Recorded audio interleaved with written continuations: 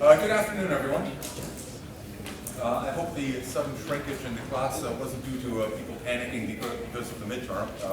I hope that I lived up to my promise that there would be no surprises on the midterm. In other words, that the questions on the midterm would be likely similar to the ones that you would ask if you asked yourself how would I gauge people's understanding of the material. And I think I kind of kept within that, but hopefully it's just a matter of people getting ready for their reading break next week. Suffice it to say that we are going to try to get those papers graded for you as quickly as possible and hope to have them back, if not next week, then the following week. And the most important thing to consider in regard to the tests is, first of all, keep in mind that it is only the first part of your grade for this course and not an enormously significant one, meaning that there will be plenty of room for you to improve your grade should you have, to some extent, fallen short of your own expectations for how you did on it. Hopefully that isn't the case. But if it is the case, the most important thing for you to consider is not so much whether to drop the course or not. I know some of you probably are contemplating those kinds of things, but rather that you understand why you got the grade that you got. In large part because the final exam, as I pointed out, will in its format be pretty much identical to the midterm. In other words, it will likewise be an essay test, which will in that case consist of 3 essays of which you're asked to answer 2, instead of 2 essays of which you're asked to answer 1. And consequently, insofar as your grade fell short of your expectations, it's very important that you understand why it fell short of your expectations, so that you can adjust your style of answering essay questions in order to hopefully to do much better on the final exam. And the final exam is worth twice what the midterm is, so there's considerable room to improve your grade. On that basis, when you get your papers back and they will be returned to you in your tutorials, the first thing that you should do is, of course, look at the grade. And if it's an A, you don't need to do anything more other than go out and celebrate. But if for whatever reason the paper does not, or the grade does not reflect your expectations, make sure that you read through all the comments that are left by your TA to understand where you fell short of the expectations.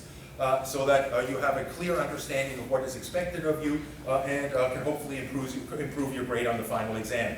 If after reading through those comments you do not understand why you got the grade that you got or don't feel that it is appropriate, there are steps that you should certainly take. And the first step in that case would be to speak to your TA and discuss with him why you got the grade that you got and why you don't feel it reflects the quality of the answer or the quality of your answer. Hopefully, the TA will be able to go over your paper with you and provide you with a better understanding of where you fell short of expectations. And at the end of that meeting, if you're satisfied that you got the appropriate grade and know the reasons for why, you can put it away at that point and hopefully focus on doing better on the final exam. If after your discussion with your TA you still do not feel that your grade reflects the quality of your answer, ultimately the buck in this course stops with me. And I would ask you in that case simply to write a very brief little statement as to why you don't think that your paper reflects, or your grade reflects the quality of your answer, and I will take another look at it and regrade it and come to my own conclusion. And if I conclude that it deserves a higher grade, I will change the grade. If it does not, I will certainly provide you with a more detailed explanation as to why I do not think that it deserves a higher grade. Either way, the buck ultimately stops with me, and we are ultimately all accountable to you in regard to the grades that you receive. Just before I leave the matter of the midterm behind, I suspect some of you missed the midterm. And if you did miss the midterm, unfortunately in a class this size, it is very, very difficult to find a time that suits everyone that missed a particular test. And consequently, what the department generally does is that it schedules the makeup test for the study break at the end of term when everyone has the time off, and therefore it's easier to schedule it. That means that the midterm will take place April 3rd or April 4th, which is that brief study break before the exam period. If you missed the test, make sure that you have some documentation as to why you missed the test, and bring that documentation with you to the makeup test. The location and time of the makeup test will be announced on Blackboard, so you should all be aware of it. One student in the class left me a medical note in my mailbox, which I discovered this afternoon. That's generally not a good idea. The reason that it's not a good idea is because the makeup isn't until April 4th, and because I am currently teaching 5 courses, which between them have a total of 1,500 students, some 3 of them downtown, 2 of them here, and the chances that I'm going to be able to keep track of this piece of paper until April and know who it belongs to are very, very slim. Consequently, hang on to those documents, and insofar as that you hand them in with a paper, if it's late or something along those lines, always hand in a photocopy. Never leave the original behind, because you're going to need it. So if you are the person that left me this note, please come down at the end of the class and collect it and hang on to it and bring it with you to the makeup test. Okay, enough of that. Let's try to pick up where we left off last class when we started to explore the relationship between politics and economics. And I tried to do so by demonstrating that the relationship between politics and economics has not always been as it is today. That indeed, for much of human history, there was no real separation between politics and economics. Politics and economics were closely intermeshed. And most of the questions that economists ask today that forms the field of economics, in other words, they ask about why are rich people rich, why are poor people poor, why does the concentration of wealth or the maldistribution of wealth increase or decrease at various points? Why do things have a certain price and other things have other prices, and so on and so forth? Simply were not relevant questions throughout most of human history. In essence, the answer to those questions was always fairly obvious. You were rich because you were born into a rich family, and your kids would be rich because they would likewise be born into a rich family. And they were rich, all of your family were rich because you possessed land. And that land was passed from generation to generation down through the lines. And those people that were poor because they did not possess land. They did not inherit land from their parents, and consequently had no choice but to essentially work for their living by working the land of lords in return for being able to get their own sustenance. Prices were fixed by political authorities in accordance to what generally was referred to as the just price doctrine, in which political authorities, meaning the crown, determined what merchants could charge for various goods, what quality those goods had to be, who could make these kinds of goods, how they could be compensated, what kind of training they had to undergo, and so on and so forth. All of that was determined by political authority. Essentially, that changed in what historians call the long 16th century, when Great Britain underwent profound changes that ultimately were nicely captured in the writings of Adam Smith. Adam Smith didn't suddenly create something new. He was merely a very informed observer of what was happening at his time. And he noted that these changes were drastically transforming how people thought about wealth. So that wealth, which used to refer primarily to the possession of gold, societies were wealthy that had a great deal of gold in their treasuries, and societies were poor if they had no gold in their treasuries, became displaced by the notion that Adam Smith defined, that the wealth of nations is not a measure of how much gold is in a particular place in the basements of a palace, but rather a measure of how much a society can produce and therefore consume. In other words, it is the consumption patterns of the population that determines whether a society is wealthy or poor. And indeed, that overall measure of wealth, that understanding of wealth, is still very much with us, as I explained, in that we determine how well an economy is doing, whether it's developed or underdeveloped or developing, on the basis of per capita GDP. Countries with a per capita GDP below $2,000 generally are considered less developed societies, or undeveloped societies. Those that have a GDP somewhere between $2,000 and $5,000 or $6,000 tend to be in the middle run. And those that have achieved per capita GDPs of above 6,000 or 7,000 are generally considered to be well-developed societies like Canada. We also still can determine how well an economy is doing in terms of its health at a particular moment on the basis of the growth rate of GDP.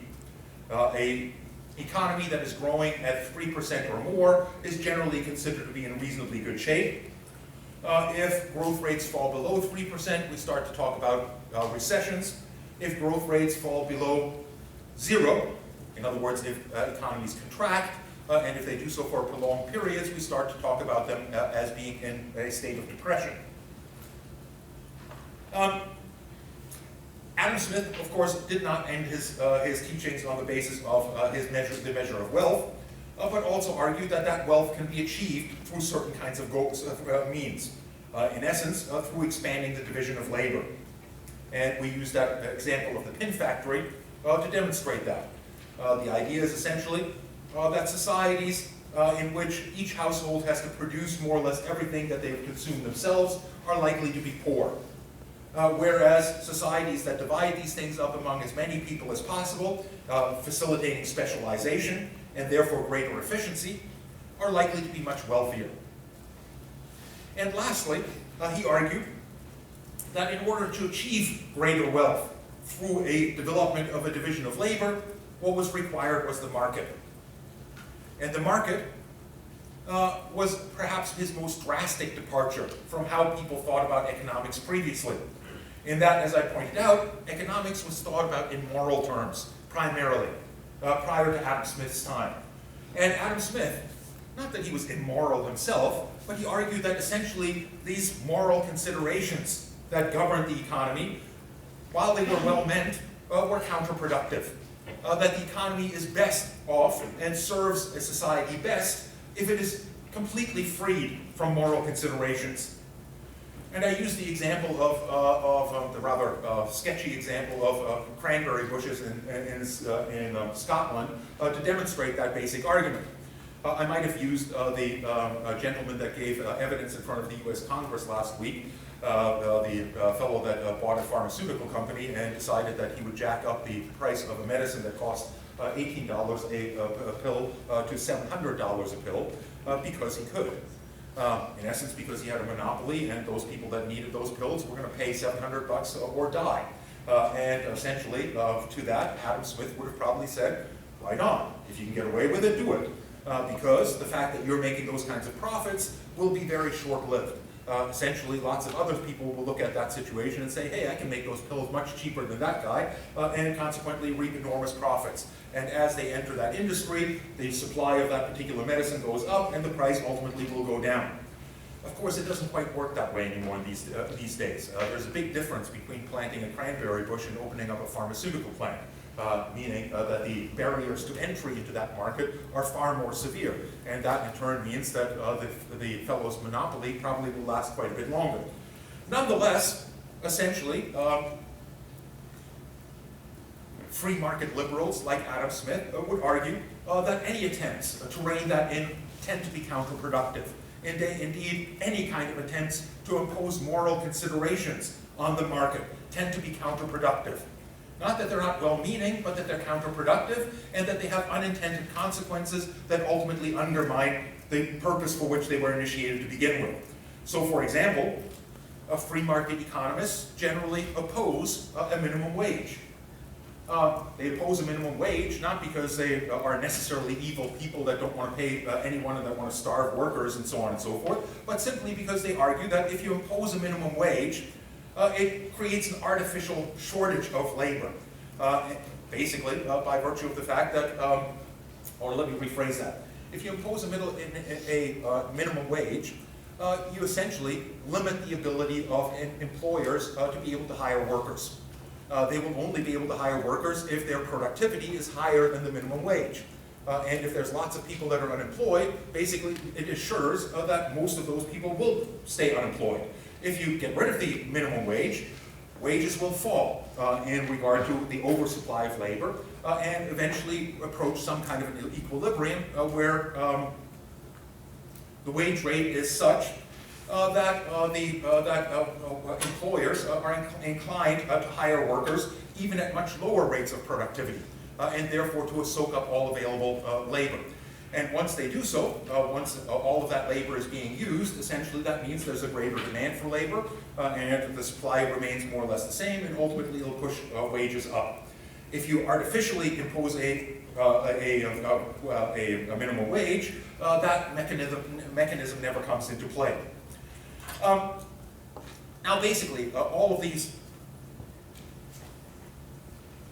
innovations that Adam Smith came up with in his book, The Wealth of Nations, have formed the bedrock of the liberal understanding of international politics and of economics within it. Basically, liberals advocate the liberal tradition, and I don't mean by that the Liberal Party of Canada, that's a different matter. Liberals tend to advocate laissez-faire capitalism. Laissez-faire capitalism. That implies basically that the best economic policy is no economic policy at all.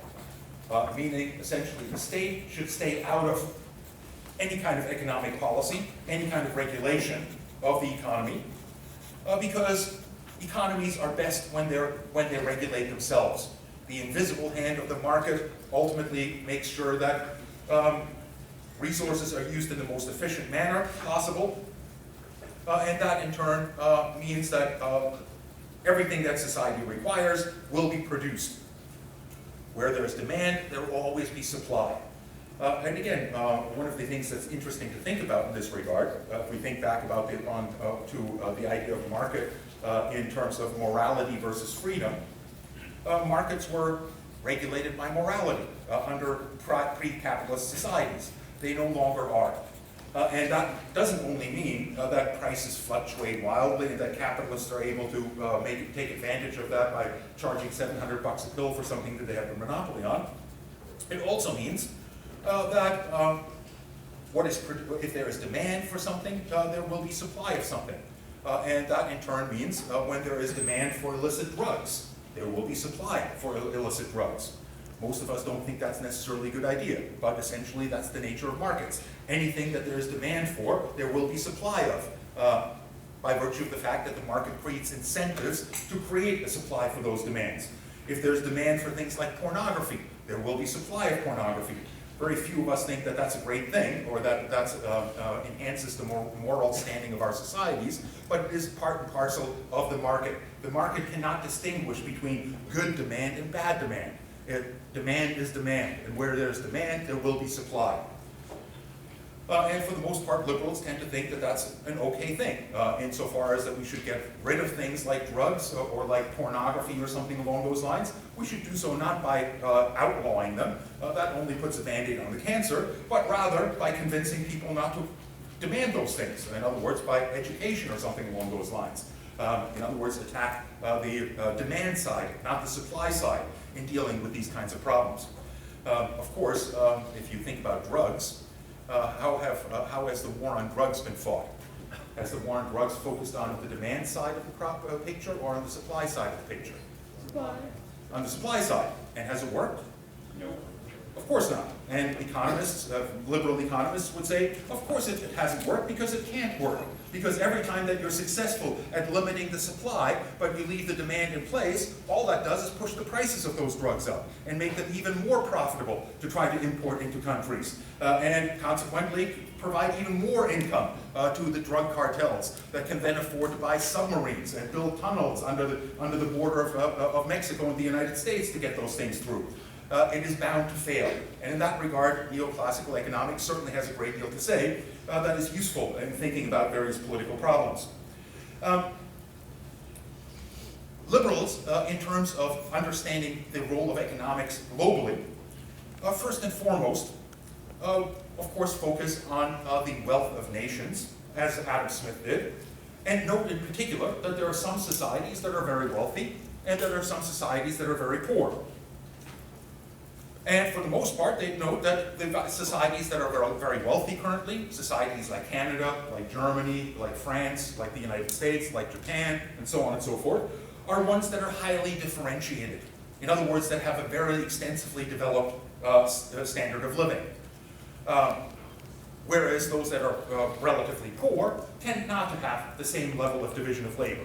And the most obvious outgrowth of that is that Poor countries in the international system tend to have most of their population employed in agriculture, in the primary sector. Rich societies currently tend to have only a very small portion of their population occupied in agriculture. In Canada, I think it's well below 10%. In the United States, it's somewhere around 3%. Very low figures. Most, in that sense, pardon me? Just a question. Yeah.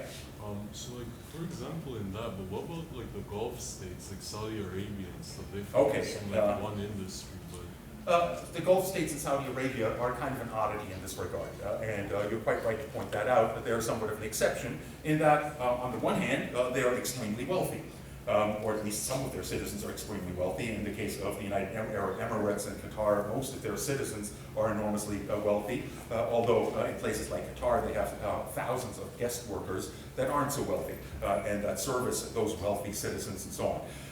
They are obviously not particularly differentiated. They're simply dependent on one single resource, in this case oil, and most of that oil is being exploited not by their own citizens, but rather by big oil companies, many of which are foreign owned and so on and so forth. So in that sense, they are an exception in that they are wealthy, but they're certainly not very well developed. In other words, they don't have a very differentiated society, they don't have an extensive division of labor and so on and so forth. They are in that sense somewhat anomalous. But if we look at countries like those of Africa, like many in Latin America, Central America, and so on and so forth, what we see is societies that are in which the majority of the population is still occupied in agriculture. And of course, liberals point out that this was traditionally the case in European societies. In other words, that these societies of the Third World are at an earlier stage of development when compared to the societies of the First World. And as such, in order to become like the First World, they have to go through the same kinds of processes that created differentiation or a more extensive division of labor in First World societies, and therefore more wealth, and other institutions that went with that wealth. In other words, they need to also modernize. And how can they modernize? Well, the first thing that they can do to modernize also fits very nicely into the general liberal conception of the international system. And that is, you might recall, that liberals, unlike their realist counterparts, tend to emphasize the need for and the possibility for cooperation in the international system. Cooperation that can ultimately diminish the likelihood of conflict. And what form does that cooperation take? Trade. Trade, exactly. They can trade.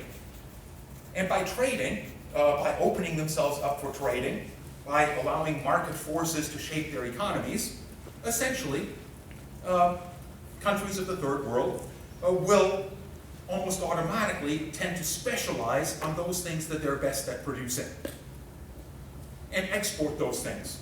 In other words, they will take advantage of what economists call their comparative advantage. The reality is that all economies are good at doing certain things and not good at doing other things. The British economist David Ricardo developed this theory of comparative advantage and explained that basic theory on the basis of a very simple example. Take two economies, he said. For example, in his case, Portugal and Great Britain. Portugal is very good at producing port wine, and port wine is very popular in Great Britain, always has been. But the British aren't very good at producing it themselves, essentially because their climate does not lend itself well to growing grapes. So in order to produce wine in Britain, you would have to waste an awful lot of resources to do so, and probably end up producing a pretty crummy wine. The climate isn't hot enough, the soils aren't appropriate, and so on and so forth, and therefore to produce wine like port wine in England, you'd probably have to erect greenhouses, you'd have to keep them heated, and so on and so forth, all of which would be enormously costly and produce lousy wine. On the other hand, Great Britain has traditionally always been very good at producing things like textiles. Textiles by virtue of the fact that its climate lends itself very well to raising sheep. Sheep don't do well in hot climates like Portugal. And consequently, if Portugal wanted to raise sheep in order to produce woolen goods, it would likewise have to waste an awful lot of resources. Portugal simply doesn't lend itself well to that. sheep tend to like colder climates, so that's why they grow all that wool to protect themselves against that colder climate. In order to do that well, the Portuguese would probably have to air condition their barns and so on and so forth, all of which doesn't make a great deal of sense. In other words, for both of those countries to try to be self-sufficient just in those two products would be problematic. The Portuguese would be poorer because they'd be wasting all sorts of resources trying to produce wool instead of focusing on producing what they're good at, and the British vice versa. The best outcome for both of them is for them simply to trade. By trading, automatically, the Portuguese will start to focus on those things that they can make profits in, that they are good at doing, which means producing wine, and the British will specialize on those things that they're good at producing, in this case wool. Everyone ends up being better off. And essentially, this is the argument that liberals make with regard to the developing world. The developing world, likewise, should open itself up to trade, and if it opens itself up to trade, naturally, those things that they're not good at producing domestically will tend to get pushed out of business. And those things that they're very good at producing will thrive. And on the basis of the profits that are made in those areas that they're good at producing, the government can start to collect more taxes. And on the basis of those taxes, they can start building more developed infrastructure. And that infrastructure can become a basis for the eventual development of industries, because things like roads and transportation networks and ports and power plants and so on and so forth are a prerequisite for developing industries. In other words, in order to become modern societies, the societies of the third world basically have to imitate the process that first world countries underwent in order to achieve their status of wealth. And that means essentially allowing the free market relatively free reign. In that process, as societies become more and more specialized and become more and more interdependent, what develops is a situation of what Joseph Nye calls complex interdependency. Complex interdependency, where societies increasingly become intermeshed with one another in various ways, through travel, through communication, through trade, through investments, and so on and so forth, and that these interconnections make war between those states less and less thinkable. Now I have Keynesianism, which the program underlined in red, not because it's particularly important, but because it doesn't recognize the word for some reason. But the reason I have Keynesianism in here is because Lord Keynes was one of the most important influences on economic thought in the 20th century, and came very much out of that liberal tradition. And usually his policy recommendations are generally more commonly associated with the word liberal today, because the word liberal has somewhat changed in terms of its common meaning. When we talk about liberalism in this course, we talk about the philosophical tradition that dates back to the Enlightenment with thinkers like Adam Smith, John Locke, Rousseau, and so on and so forth. Liberalism in the context of everyday language, like the Liberal Party and what is now considered a dirty word in the United States of liberalism, is instead associated with the maintenance of the welfare state. The maintenance of the welfare state. And that is to a large extent due to the writings of Lord Keynes. Lord Keynes wrote his general theory in the 1930s and departed from the conventional wisdoms of his liberal counterparts that advocated laissez-faire capitalism. In other words, leave the market alone and leave it to function to itself is the best possible policy prescription for any problem with the economy. Well, Lord Keynes essentially came along and said, well, that's not really true. The market doesn't always regulate itself best. Instead, what he observed through his study of history is that capitalist markets tend to go through cycles that he called business cycles.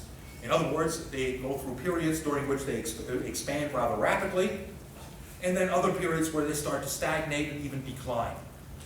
And essentially what Lord Keynes said is that it's not best simply to leave things to its own devices, but rather that states, that governments, have a role to play in trying to stabilize this boom and bust cycle. In other words, what he argued is that the proper role for government in situations like the Great Depression is to try to stimulate the economy. And they can stimulate the economy through what ultimately has become known as counter-cyclical economic policy. Counter-cyclical economic policy. And that means that during periods when the economy is rapidly expanding, is growing fast, and is making lots of profits, governments should increase taxes, should try to slow that economy down by increasing taxes, and should try to save much of that money so that in periods when the economy is in trouble, when it starts to contract, it can counter that tendency by lowering taxes and expanding spending.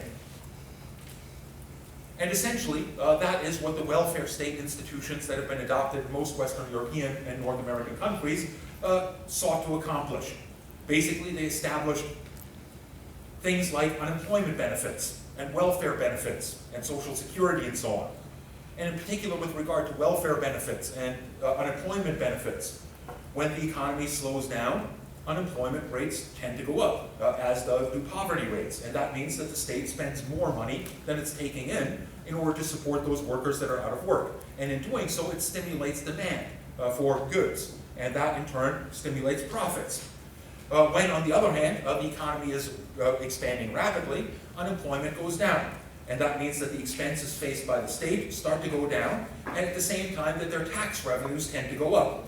And by essentially engaging in that kind of counter-cyclical pattern, economies can be kept on a much more even keel.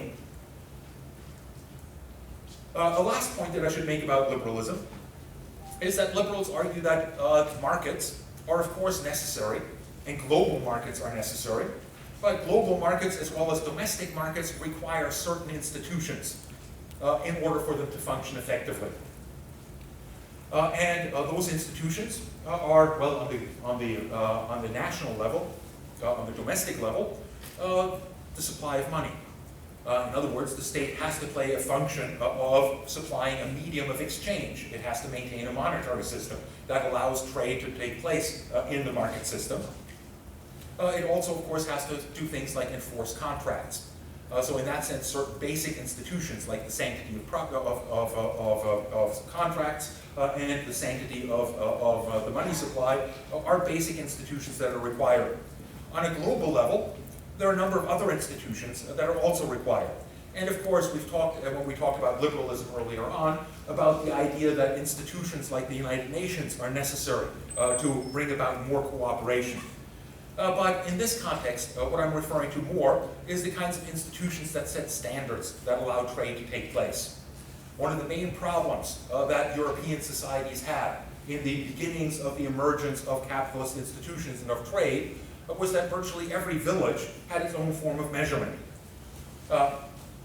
Now, if every village has a different understanding of what a pound is, or what a kilo is, or what a yard is, it becomes very difficult to trade, essentially because you don't know what you're paying for.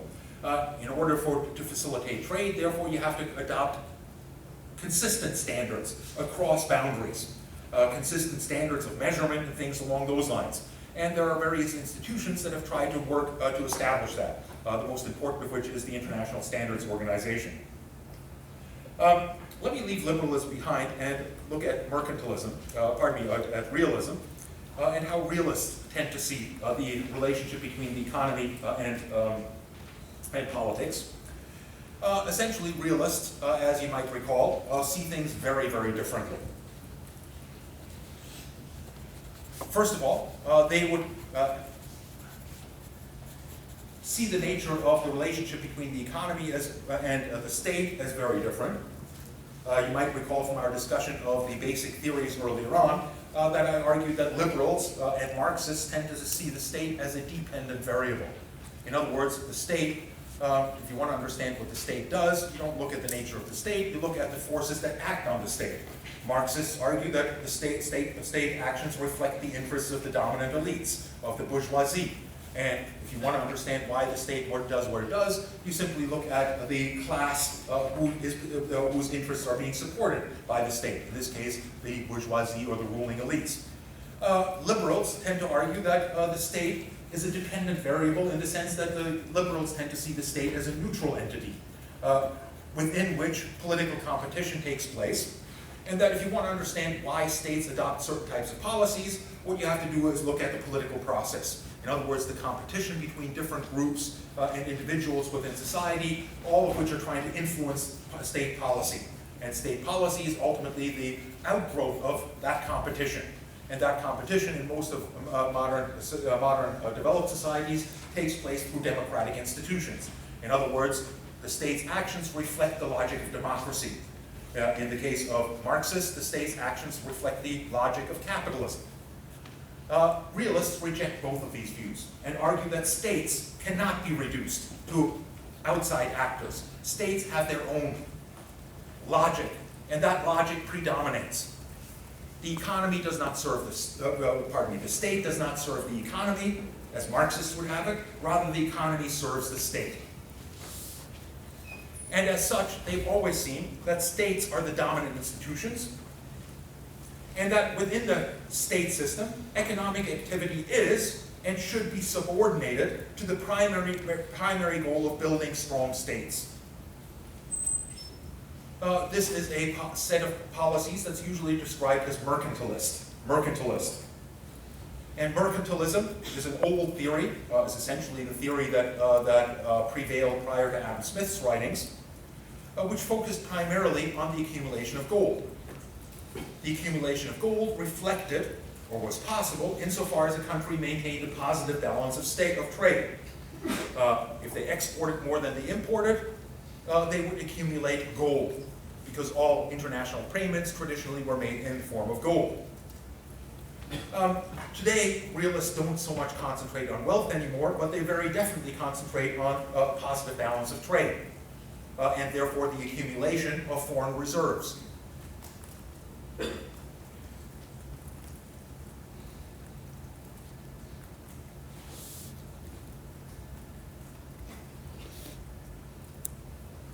Now, in order to understand realist approaches to economics, we also have to, to a certain extent, recall some of the things that we said about realists early on. One of the things that we said is that realists generally tend to see the international system as a zero-sum game. In other words, that the main competition in the international system is over security. And that within that international system, any gain in security by one party is automatically a loss of security by some other party in that overall system. The main goal of states is always to increase their power and therefore their security. And how can they do that? Well, essentially, realists have argued that one means of doing that, one means of maintaining a positive balance of trade, is to use the tool of protectionism. To use the tool of protectionism. Something that, you might recall, liberals tend to reject as being counterproductive. But realists would go a little bit further. They would argue that liberals are, for the most part, entirely wrong in terms of how they understand development, and in particular in their prescriptions for developing countries. You might recall that when we were talking about liberals and their understanding of development, they saw third world societies as being simply further behind the already industrialized countries of the West, and having to mimic the process that first world countries went through, and that the first step in regard to that is to specialize. In other words, to engage in trade, and to allow trade to push them towards specialization, and therefore greater profitability, and therefore better development. Well, realists argue that this is nonsense. That essentially no country in the international system, with the exception of one possible country, has ever achieved industrialization and developed status by that means. In fact, every country that is currently developed, that is currently industrialized, with one possible exception, which I'll talk about in a second, achieved that status as developed societies not by engaging in free trade, but in exactly the opposite manner, by cutting itself off from free trade. And to make that a little bit more apparent and a little bit easier to understand, let me talk very briefly about the process of industrialization as seen by realists. And one of the best books on the subject, one that I highly recommend if you're interested in it, is by a fellow by the name of David Landes, who wrote a book called The Unbound Prometheus.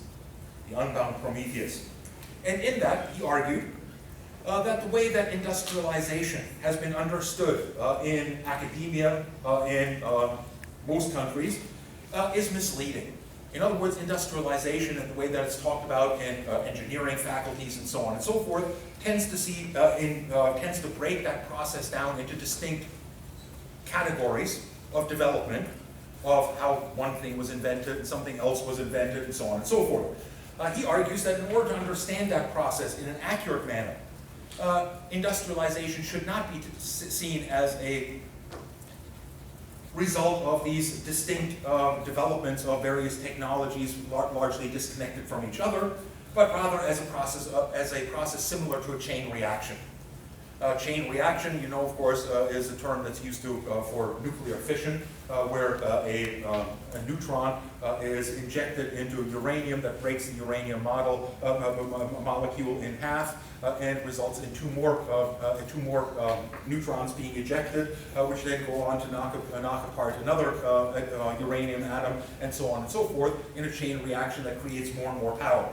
Essentially, he argues that industrialization was very much analogous. And to make that argument, he looks very closely at the process of industrialization in England. England was the first country to industrialize, and probably the only country to industrialize on the basis of free market principles, in large part because it was the first. And it industrialized through this chain reaction of industrialization. Well, it's a complex story, and I'll try to tell it in 10 minutes or less so we can get on with other stuff. But essentially, he argued that British industrialization began in the textile industry. That's something that's pretty much agreed upon. And the textile industry grew in Great Britain to be the dominant industry, not because naturally that was a natural result in British society that everyone in Britain wanted more and more clothes, but rather because there was suddenly an enormous increase in the demand for British textiles. And that enormous increase in demand for British textiles was the result of the influx of gold and silver into European economies through Portugal and Spain once they discovered the Americas. The royal families of France and Portugal were suddenly enormously wealthy, and just like lottery winners, they went on a spending spree. And among the things that they consumed were luxury goods, like British textiles, which were considered among the best in Europe. And that increased the demand for British textiles and increased the profits of the merchants that were selling those textiles from Britain to Portugal. That meant that those merchants became fabulously wealthy, and that they had an interest in trying to increase that wealth by expanding the production of clothing in Great Britain. The problem that they faced is that this seemed impossible, because at the time that this transition took place, Britain was a feudal society. A feudal society in which there was a group of peasants and a landed elite. And the landed elite controlled all of the land, owned all of the land, and the peasants worked that land. But owning all the land did not mean that the ruling elites could do with that land whatever they wanted.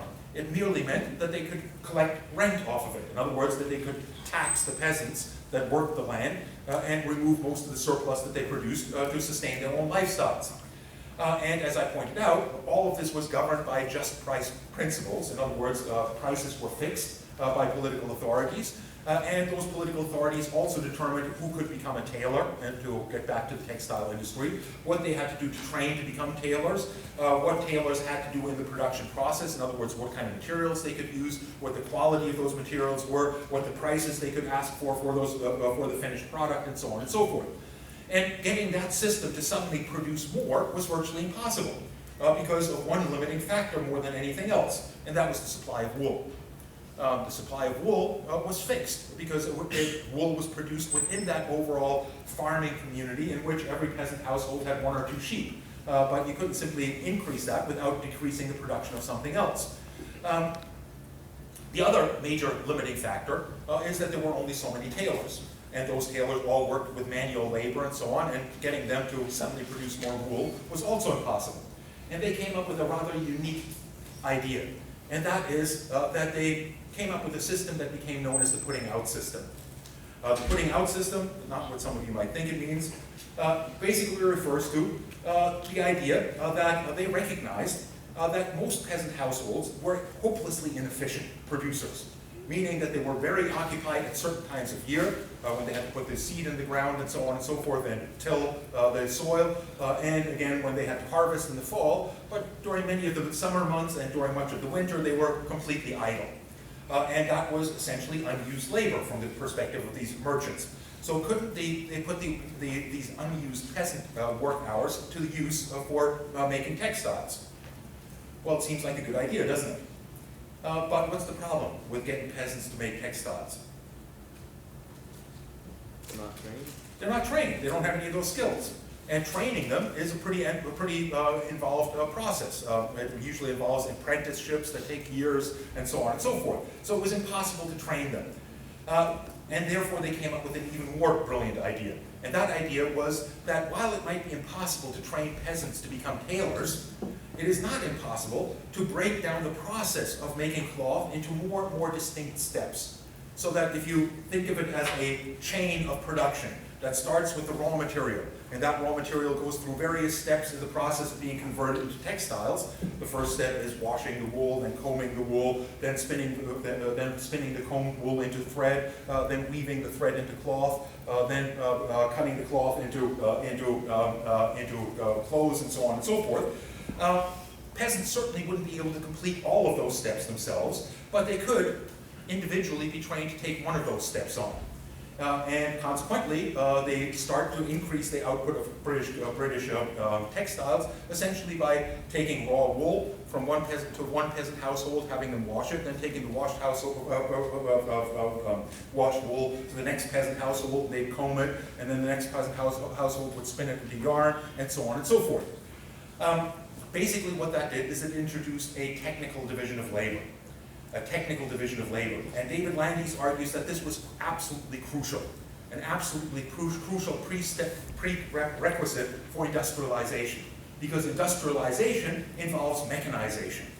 And if you think about how to mechanize the production of textiles, well, it's a pretty hard thing to think about.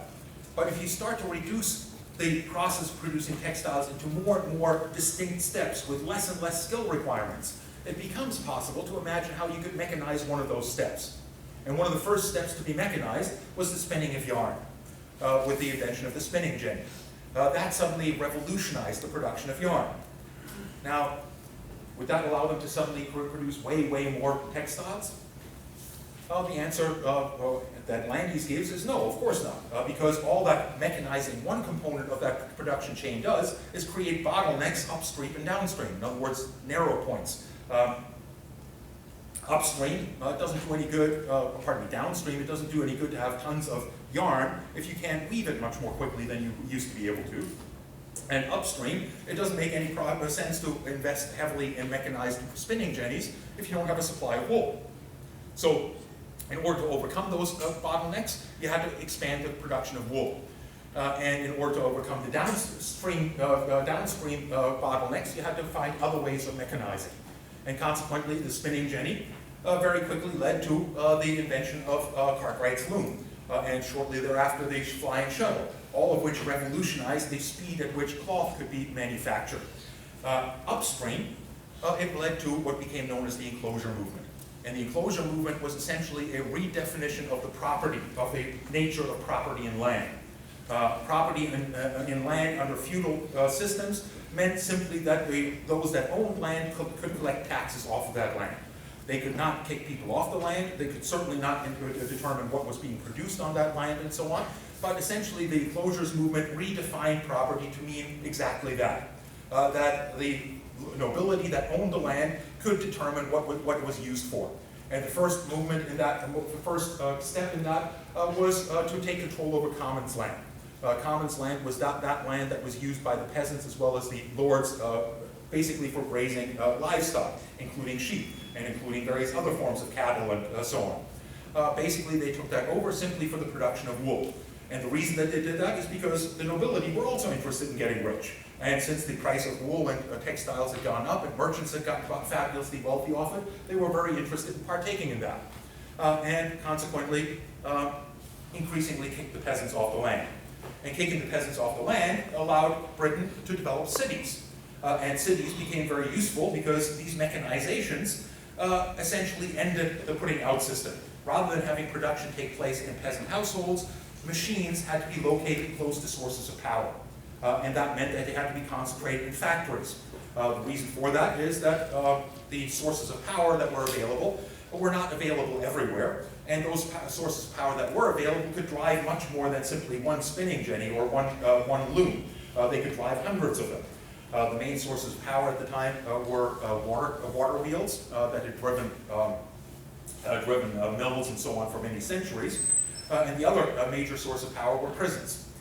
Prisons were a source of power in that prisoners were forced to walk on treadmills. And those treadmills, in turn, drove machines in the adjacent factory.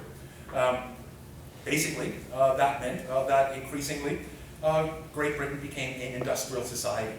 But it very quickly had other impacts as well. Once you've got production concentrated in cities, in factories, you first of all have to have a lot more peasants, or a lot more workers concentrated within that area as well. And that means that those workers are not like peasants anymore. Peasants feed themselves. Suddenly you have workers, and those workers have to be fed. And that means you have to ship in foodstuffs and things along those lines as well. Furthermore, you have to bring raw materials from further and further away to be transformed into textiles in those cities. And that requires, transportation technologies. In other words, this whole chain reaction that led from the spinning jenny to the Cartwright's loom to the flying shuttle also led to the railroad. And the railroad in turn created further bottlenecks. A railroad can only be built insofar as you rapid or drastically increase the production of steel and coal and things along those lines. And steel and coal are not easy things to produce. They require mines. And mines, as soon as you start to dig them deeper, end up running into groundwater. And to get rid of the groundwater, you need pumps. And to build pumps, you need more iron and steel, and so on and so forth. In other words, all of these pressures revolutionized the technology that produced the British Empire. And what is also quite clear, and what Landys also illustrates, is that it very quickly led to colonialism. In other words, that the British, when they underwent this process, very quickly reached a point where the domestic sources of raw materials were no longer sufficient to drive that factory system, and where domestic markets were no longer sufficient to soak up the product. In other words, they very quickly sought out other colonies elsewhere in the world to incorporate in that system.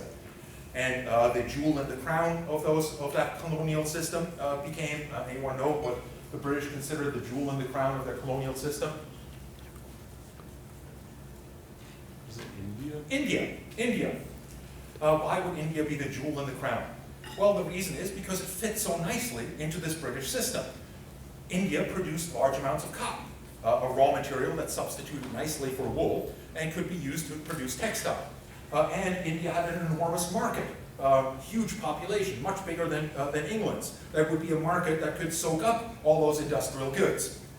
The problem for Great Britain is, of course, that the reason that India was producing so much cotton was because at that point they had the best developed textile industry on the planet, and had for many centuries before that, which is why Europeans traveled across the Himalayas in order to search for silks and things along those lines that were of much higher quality than what was being produced in England.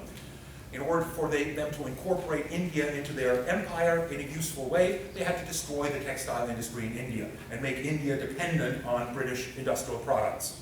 And in that sense, it's not surprising that when Mahatma Gandhi tried to achieve independence for India, what was the first step that he advised people to take? To make their own clothes, homespun, or to wear homespun.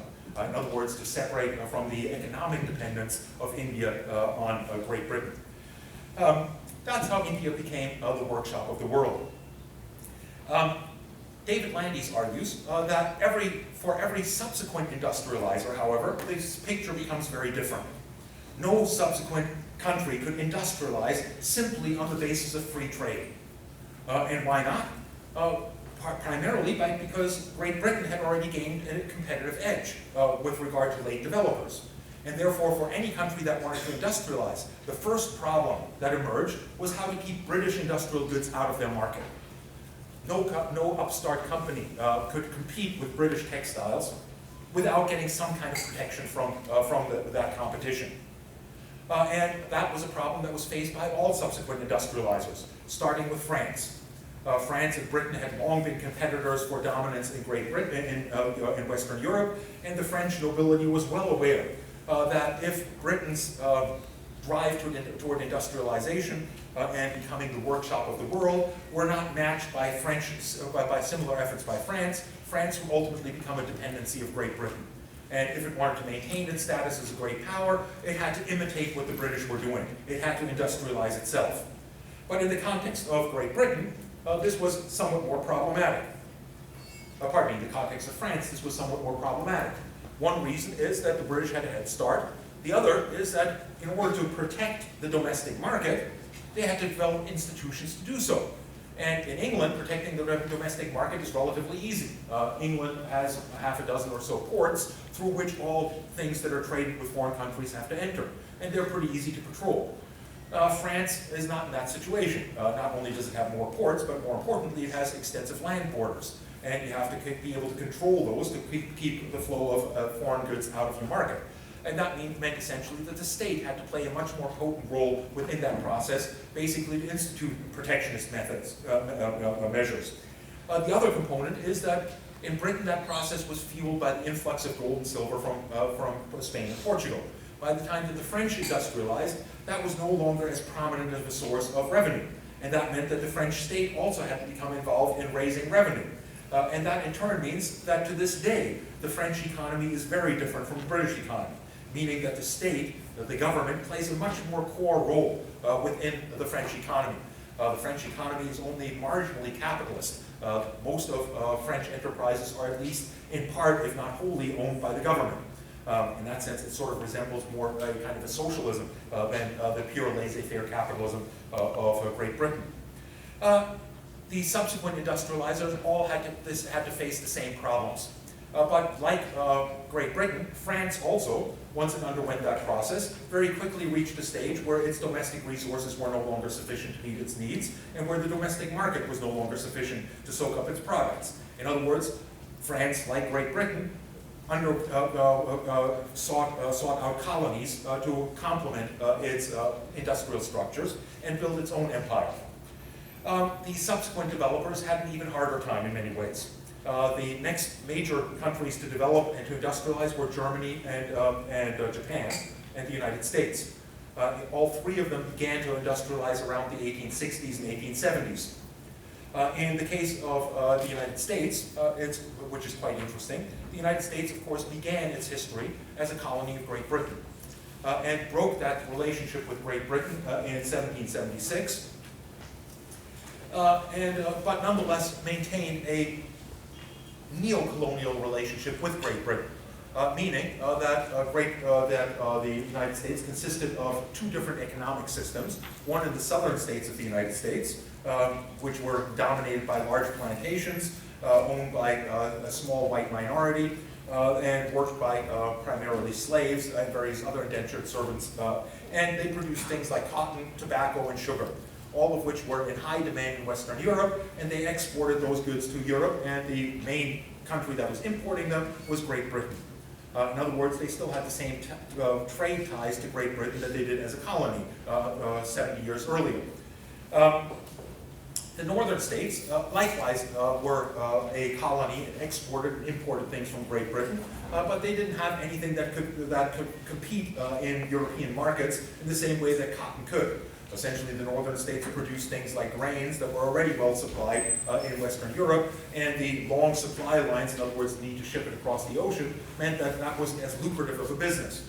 And that meant that the northern states started to become somewhat more self-sufficient, started to build industries, and notably also started to build a textile industry in states like Massachusetts and New York. They increasingly pushed for protectionism in order to keep the British goods out. Now, what's the problem with imposing protection in that kind of a situation? Imposing a tariff of 100% or something to keep British goods out? Why would that have been a problem for the United States? Britain wouldn't like it. Britain would certainly not like it. What would Britain do? Go to war. It probably wouldn't go to war, but it would certainly retaliate. And the best way to retaliate is to put up trade barriers to exports from the United States. In other words, if the Americans imposed tariffs on British goods, the British would impose tariffs on American goods. And if they stopped exporting or importing cotton from the South would go bankrupt. And essentially, therefore, the Southern elites had no interest in industrialization. They were getting fabulously wealthy and had every interest in maintaining that relationship with Great Britain. The Northern states, on the other hand, had every reason to want to industrialize. And to do so, they needed to impose tariffs. And that conflict is what brought about the Civil War. Of course, we tend to think about the American Civil War as primarily being about slavery. And indeed, slavery was an important factor in it. Slavery was the best means, or abolishing slavery was the best means by which the northern states could pull the rug out from underneath that economic arrangement in the South. Without their slaves, this southern plantation economy simply couldn't function. And therefore, abolishing slavery was the best means of destroying that economy and gaining the upper hand, and therefore being able to impose tariffs. The South was very well aware of that, and consequently, when the abolitionist Abraham Lincoln won the elections in 1860, they didn't wait for him to take office before they declared they were withdrawing from the Union. Therefore, all of their representatives in Congress walked out. And what was the first thing that Congress did after they walked out? Anyone know? It passed a bill to impose a tariff on all goods being exported into the United States from Great Britain. Exactly what the South didn't want, but what they could no longer prevent now that they were no longer sitting in Congress. And in the aftermath of that, the Civil War began. And of course, much of that focus is on slavery, and the overall impression in that regard is that the South was bad because they profited on the basis of slavery, and the North is good because they wanted to abolish it. Much of that is nonsense. Much of that is nonsense in that certainly the slave economy dominated in the South, but the slave trade was concentrated in the north of the United States. In other words, the slave trade was concentrated in cities like New York and Rhode Island and so on and so forth. The North was every bit as deeply implicated in the slave trade as any other part of the United States was. The real conflict, as Barrington Moore Jr. argues, was over these different models of industrialization. Once tariffs were imposed, the United States rapidly industrialized. In other words, from 1860 to 1900, it created an industrial system that by the end of that period had bypassed Great Britain as the biggest producer on the planet. And it very quickly also faced questions about raw materials and markets. In the case of the United States, of course, it could create access to more raw materials essentially by expanding westward, by occupying much of the interior of North America. And it could increase its market size by immigration. And that meant that the pressure to colonize didn't really begin to surface until 1900 or somewhere around the turn of the century. And while the United States did establish some colonies, most notably in the Philippines and Puerto Rico, it never pursued that kind of colonial system in the way that Britain did. And one reason for that is it very quickly recognized that it was, by 1900, globally competitive. In other words, it could compete with Britain, it could compete with France, it could compete even with Germany, although that was somewhat more difficult, and that therefore the best arrangement for the United States was a global free trade arrangement, not building national empires. Germany underwent similar kinds of problems. Germany had to, as a prerequisite for industrialization, first become unified. And it accomplished that unification through complex measures I don't have the time to talk about at the moment, by the late 1860s. And thus began its drive toward industrialization. And it found itself in a very similar situation to the United States. In Germany, Germany was unified under the dominance of Prussia. And the reason Prussia dominated all of Germany, or unified Germany, under its control, is because Prussia was the most dynamic economic region of Germany. And it was the most dynamic economic region because it was the breadbasket of Germany. The breadbasket that produced enormous amounts of grain. And much of that grain production was exported to Britain. Britain was not self-sufficient in food, and consequently drove its industries to a large extent on the supply of grains from elsewhere, including the United States and Canada, but also including Prussia. And consequently, the Prussian elites were in many ways in an analogous situation to their southern counterparts in the United States. They had every interest in maintaining that relationship that was making them pretty wealthy. What changed in Germany, however, was that one of those members of that Junker class of landed elites in Prussia became Chancellor of Prussia. The fellow's name was Otto von Bismarck. Some of you may have heard of his name. And he was one of those big landowners, but he was also a quintessential realist when it came to thinking about politics. And he recognized that if Prussia was to become or was to maintain its independence as a state, and was to become a great power in Europe, it had to essentially imitate what other great powers in Europe had done. In other words, it had to likewise industrialize. Otherwise, it would simply become a dependency of Great Britain. Great Britain increasingly would supply all of its industrial needs and import all of its agricultural products, and that would mean Germany would start to stagnate. It needed to industrialize, and it needed to industrialize not because Otto von Bismarck wanted to change the social order in Germany or wanted to raise the standard of living of German citizens, but rather because he wanted to maintain Germany as a great power, wanted to establish Germany as a great power. And consequently, he needed industrialization. And industrialization, in the case of Germany, took the rather unique form of what became known as the Coalition of Iron and Rye. The Coalition of Iron and Rye. A coalition between those landed elites and the growing industrialists. You might recall that such a coalition certainly did not exist in the United States. The power of the Rye component of that, of the slave owners, was simply eliminated, and industrialists became dominant.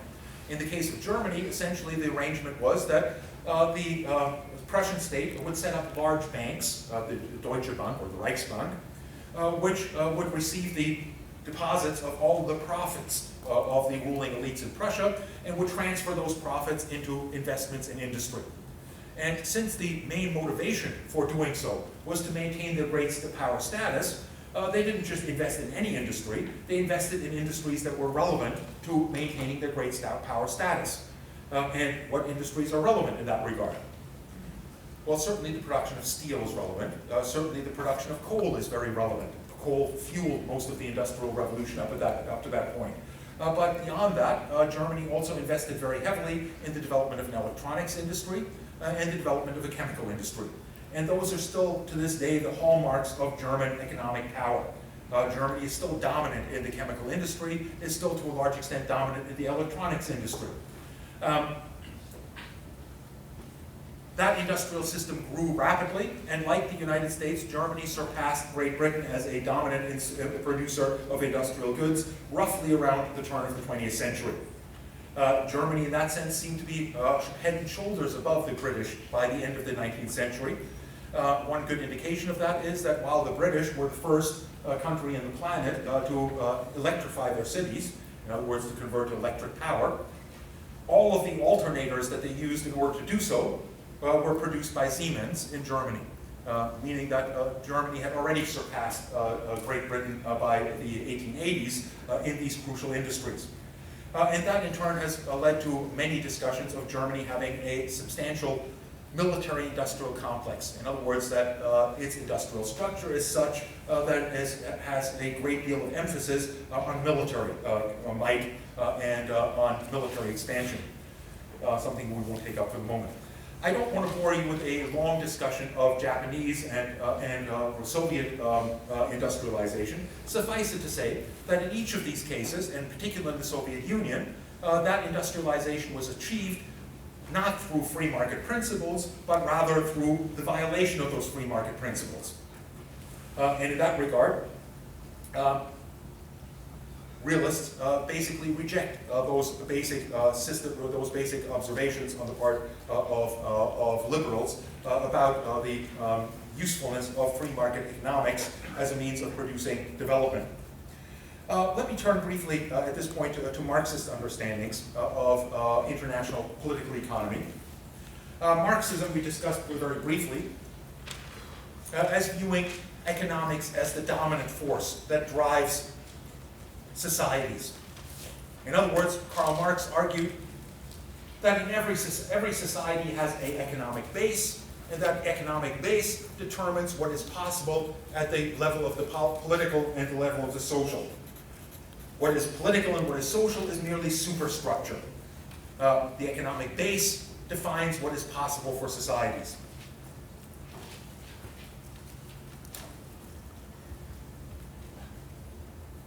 I, for some reason, have this backward over here in this. The economy doesn't serve the state serves the economy. Yes, that's right. No, that's not what backwards. Exactly. Whereas realists would argue that the economy serves the state. In Marxism, the state serves the economy. when we talked about Marxism earlier on about all of this, and I don't want to bore you with a repeat of what we've already covered, things about the class struggle within capitalism and the natural end of capitalist societies, not because of the failure of capitalism, but rather because of its enormous success. Suffice it to say that when we apply Marxism to international politics, they would argue that international politics is similar to domestic politics, is analogous to domestic politics. Whereas in domestic politics, in domestic society, society is divided among classes, with the ruling class in capitalist societies consisting of industrialists or the bourgeoisie, and the vast majority of the population being workers that rely on their wages for their income, and the system being based on exploitation, meaning that workers inherently are paid less for their work than what they actually produce, allowing industrialists to reap the profit and therefore to enrich themselves. So too, the world is divided along similar lines, along class lines, in which there's the equivalent of the bourgeoisie of the industrial societies, and the equivalent of the proletariat in the form of less developed societies. And the less developed societies essentially are exploited by the richer societies in the same way that the working class is exploited by the ruling elites within those societies. And that exploitation takes the form of unequal exchange. Unequal exchange. Now, in a very short period of time, explain the Marxist view of international politics, it's probably best to do so on the basis of their critique of the liberal approach.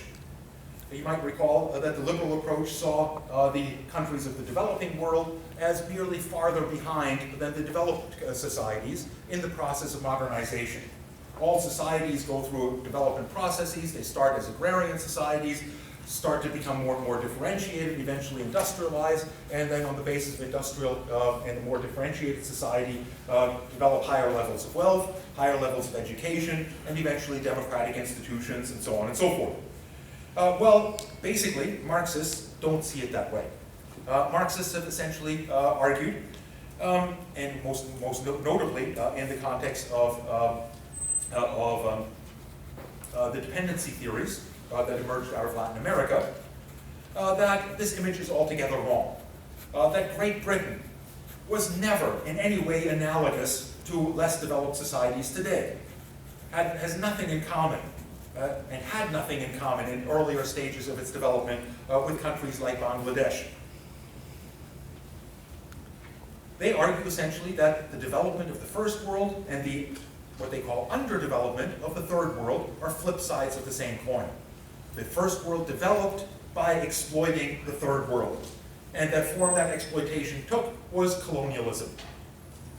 Colonialism allowed developing countries to transfer resources from their colonies to their home bases in order to create infrastructure, in order to build industries, and so on and so forth. And in the process, turned those developing societies into appendages to their industrial system, into exporters of raw materials and importers of industrial goods. Britain was never, in its history, an importer of industrial goods and an exporter of raw materials. In that sense, in no way is it similar or are countries of the third world similar to Britain in earlier stages of its development. In essence, what has emerged out of that at the most sophisticated level is world systems theory. And probably the best articulation of world systems theory was offered by Immanuel Wallerstein, who's written very extensively about world systems theory. And he essentially argues that the problem with liberal understandings of development is that they don't really understand what is developing. In other words, they're unsure about the unit of analysis. They tend to take the nation state as the unit of analysis and base their understandings of development on how these nation states transform themselves. But what Immanuel Wallerstein argues is that nation states are never a relevant unit of analysis. And they're not a relevant unit of analysis because they are not self-sufficient. They are in part of a much larger system. and as such develop as part of that system. In essence, what he argues is that the history of the world depended on the emergence of what he calls various systems, and those systems can fall into two categories. One are world empires, and the other is a world economy, or world economies. World empires were those things like the Roman Empire. The Roman Empire was an empire that within its boundaries contained a single division of labor. In other words, any trade that took place between the Roman Empire and other regions of the world was at best trivial. For the most part, everything relevant happened within that empire. And as such, that empire went through the stages of its establishment, its expansion, to ultimately incorporate all of what is today Europe, as well as the Middle East and North Africa within its territory. Then it reached a stage of stagnation, and then eventually a stage of decline and disintegration. In that sense, we could look at the development of that empire as equivalent to the development of human beings that go through childhood and adolescence, then maturity and adulthood, and then eventually old age and decline and death. By virtue of the fact that the Roman Empire was relatively self-sufficient. States today are not self-sufficient. And the reason that they're not sufficient is that since the beginnings of colonialism, in particular since the discovery of the Americas, essentially what has emerged is not a division of labor within a particular empire, like the Roman Empire, but rather a global division of labor. A global division of labor in which large parts of the world were incorporated into that world economy as suppliers of raw materials and markets for industrial goods. And that means that if you want to understand that world economy, you have to understand it as a whole. It can develop as a whole, but trying to understand the development of individual states within that system is roughly like trying to understand how your liver develops separately from how the rest of your body develops. It is or to suggest that Bangladesh, for example, is just like Britain but simply further behind, and will eventually, if it follows its pattern of development, become just like Britain, is tantamount to Emanuel Wallerstein to saying that, well, my liver is less developed than my brain is because my liver has yet to develop the capacity for independent thought. Well, that's absurd, obviously. My liver, no matter how much it develops, will never develop the capacity for independent thought because that's not the function that it plays within the system that is my body, or that is your body. And in the same sense, Bangladesh will never, within that overall system, develop into Great Britain. That's not its function. To put it more bluntly, through Emanuel Wallerstein, Bangladesh, or El Salvador, or Haiti, are every bit as developed as Great Britain, or Germany, or the United States. They simply develop different functions within that overall system. And those functions, for the most part, are not very desirable and produce rather deep levels of poverty and so on and so forth.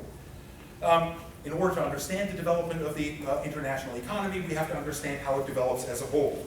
And as a whole, if we look at the world economy as a whole, it consists, according to Marxists, of certain core countries like Germany, like Canada, like the United States, like Great Britain, like France. And those core countries have one thing in common. Now, Canada perhaps is an outlier in this regard, and that is essentially that they're industrialized, and that they industrialized on the basis of the exploitation of other parts of the world. The rest of the world became a periphery to those core countries, a periphery. In other words, sources of raw materials and markets for the products of those core countries. And increasingly, what developed between those countries of the core and the periphery were what they call the semi-periphery. In other words, just as societies that become too polarized between a small minority that is extremely wealthy and a large majority that is extremely poor become unstable, so too the world, if it is too polarized between a few states that are enormously wealthy and powerful and a vast majority that is excluded from that wealth, will likewise become unstable. Therefore, the core has every interest in dividing the periphery And the best way to divide the periphery is to allow certain members of those peripheral countries to emerge as semi-peripheral. In other words, to achieve certain levels of development, but never to become part of the core. To a certain extent, of course, all countries in the third world want to become part of the core. But that transition is much, much more difficult in these kinds of circumstances. And so far, no country that has ever been colonized has been able to achieve that status as core countries. Basically, what all of the countries that are currently industrialized have in common is that they were never colonized by European powers, with the possible exception of Canada and the United States. And Canada and the United States and perhaps Australia are somewhat different in that regard, in that what differentiates Canada, the United States, and Australia from colonies like those that make up Africa or Far East or South America. Most of the population is European, so Exactly, they were settler colonies. In other words, they essentially wiped out the local population and were settled by Europeans. And in that sense, the United States, certainly in the American Revolution, the American Revolution was not a rejection of colonialism. Colonialism had produced the United States. The American Revolution was a rejection of its subservient status within that colonial enterprise with respect to Great Britain. In other words, Americans thought of themselves as Englishmen that had every bit as much right as other Englishmen, including the right to be consulted over various policies. In other words, the slogan was no representation without, or no taxation without representation. They were being taxed, like all Brits were, but they were not given the equal say within the overall project of British democracy by being represented within that. For Marxists, therefore, essentially the main means by which countries of the third world can become more developed is what? Anyone want to guess? Communism?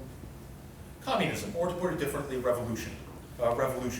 They, in order to be able to develop, first and foremost, have to break those ties that tie them to the core countries. And in that sense, they advocate the policies like those that have been adopted by Cuba and were adopted to some extent by Venezuela in the last couple of decades, and certainly the policies that were adopted by the Soviet Union and by China, both of which made, and especially China, made substantial progress in their development, in large part not by following the steps that were recommended by liberals, but rather by breaking with the world economy. Let me leave all of that at that. Of course, as many have pointed out, creating industrial societies in the South, in the periphery, is very problematic, and probably Gandhi once again captured that best when he pointed out that it took half the resources of the planet to industrialize England. And he rhetorically asked, how many planets will it take to industrialize India, given that it has a much, much larger population than Great Britain does. And the obvious implication is that not every country on the planet can industrialize the way that Western European countries have done without exhausting the resources of the planet. Let me move on from our discussions of political economy. We will return to all of that when we look at the process of globalization, and turn very briefly today, to finish off, to conflicts that have occurred since the Cold War. Essentially, to recall back to where we left off our discussion of the Cold War prior to the midterm, we argued that the Cold War was an instance in which the international system had developed a bipolarity. In other words, that power was concentrated around the United States and its allies, and the Soviet Union and its allies.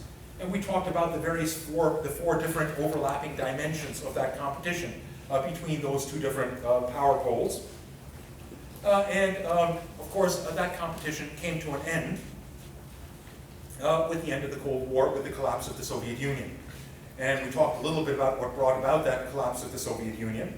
But essentially, that drastically transformed the international system from a bipolar system to a unipolar system, in which the United States quite clearly is the dominant pole in the international system, the dominant power.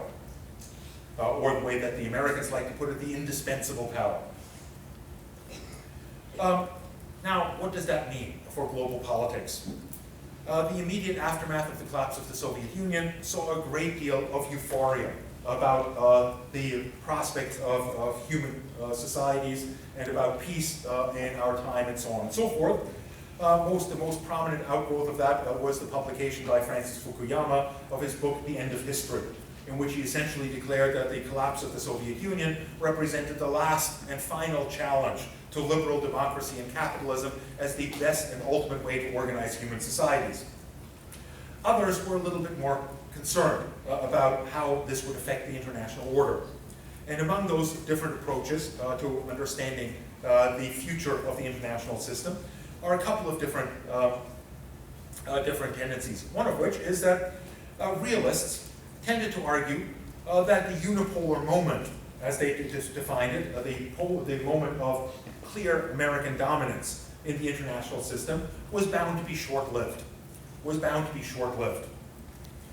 And the reason for that is that realists argue that the unipolar moment would give rise to two tendencies.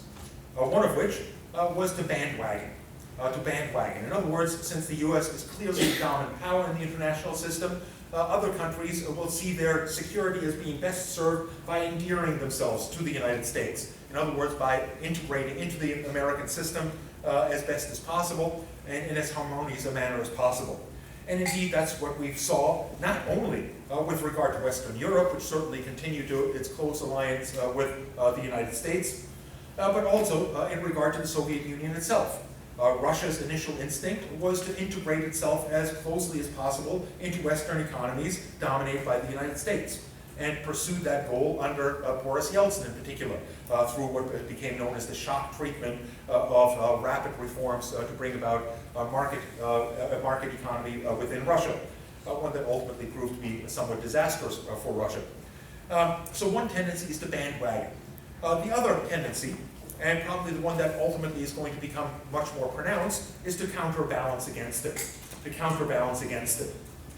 Why would countries counterbalance against it?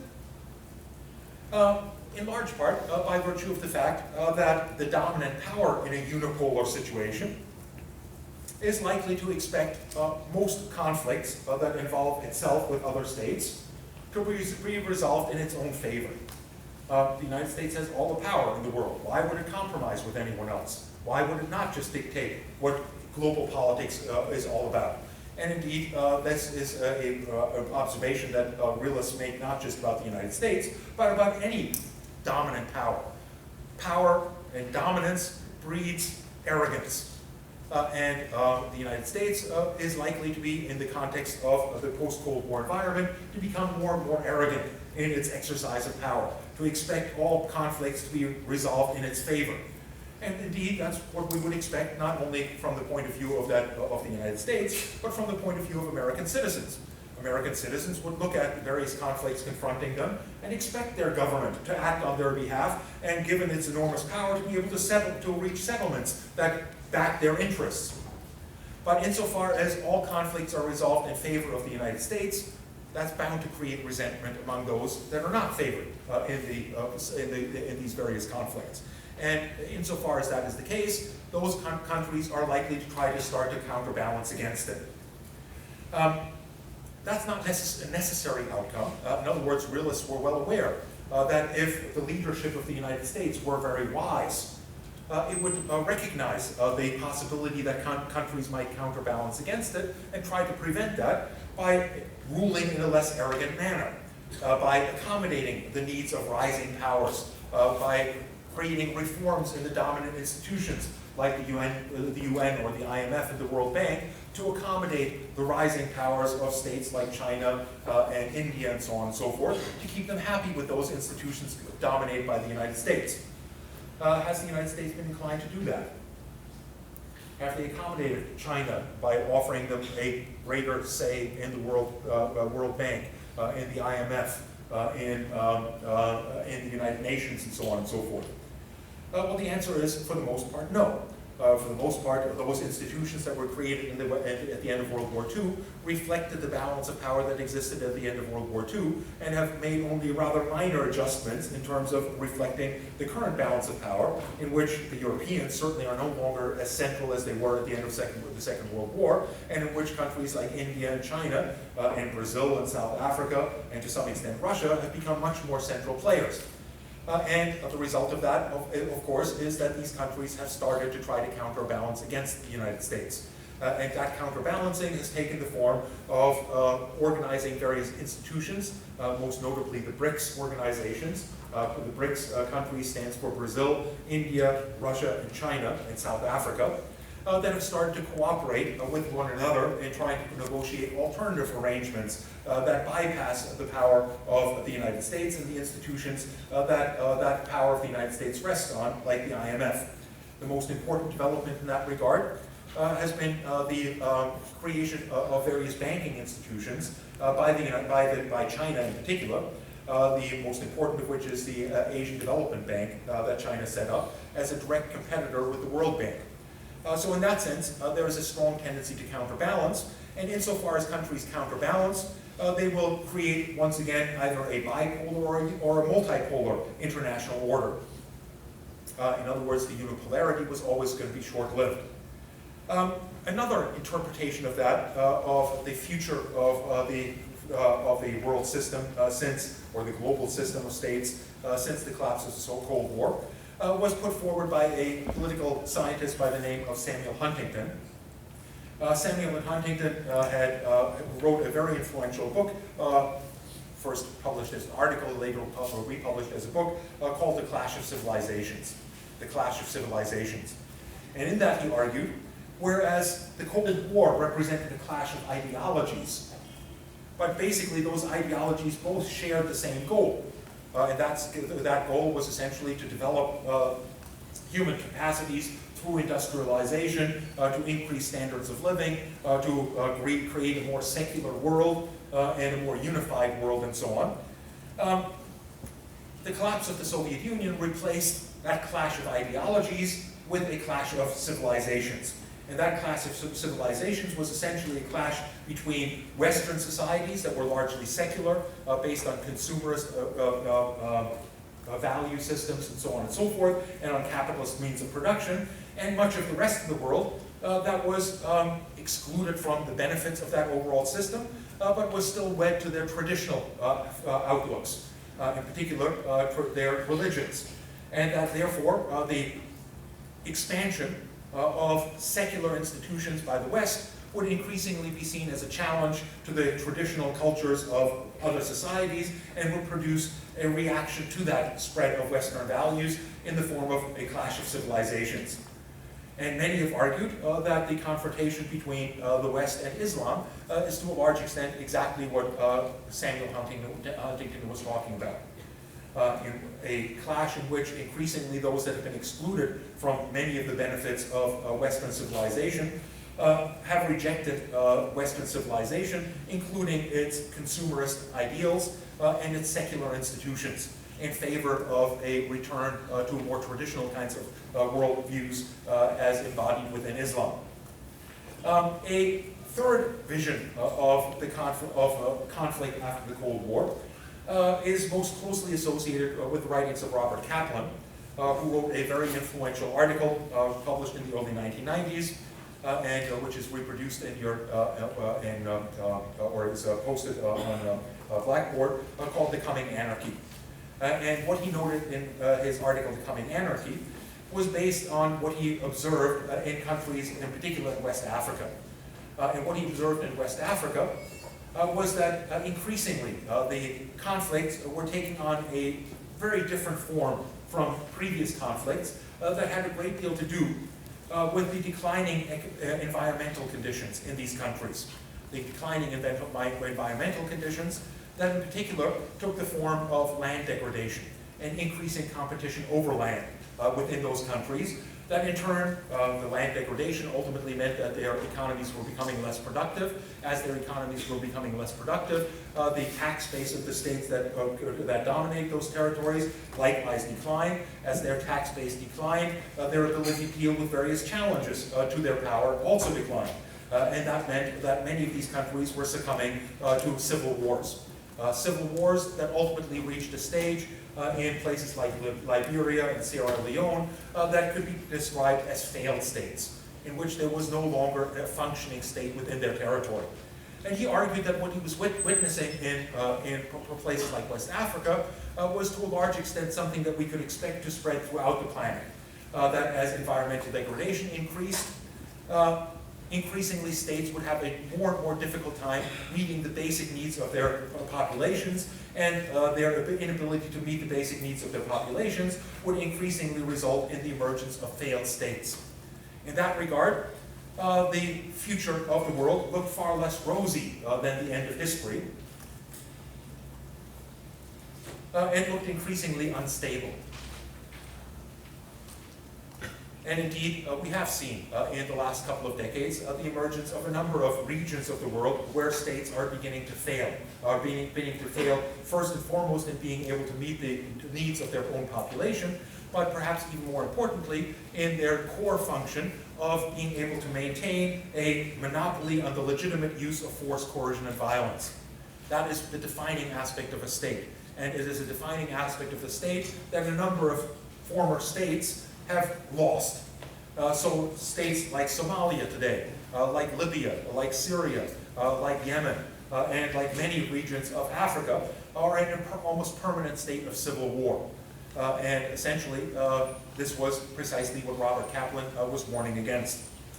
It's now 5:45, and I know that I've promised you to let you out somewhat early, and I've on occasion violated that basic promise, but pledged not to do so today. So let me leave our discussion of conflict after the Cold War at that, and we'll take up that topic in much more detail next week when we look at some of the conflicts that have actually taken place since the end of the Cold War. Thanks for your attention, and we'll see you all next week. No, wait a second, we won't see you next week. Next week is reading week. So enjoy your reading week. Try to get some work done on your papers if you're not going off to Cozumel or some other lovely place like that.